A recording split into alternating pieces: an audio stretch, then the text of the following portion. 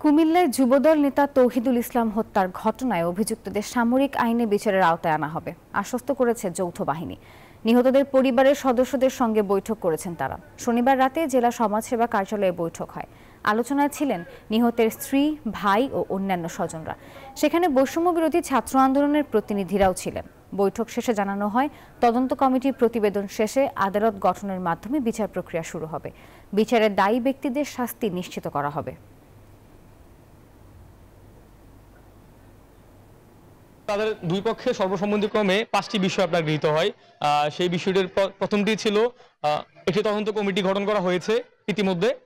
দ্বিতীয়ত হচ্ছে আপনার খুব দ্রুতই এই তদন্ত শেষে আসামিদের সুষ্ঠু বিচার নিশ্চিত করা হবে, সে আশ্বাস তারা দিয়েছেন।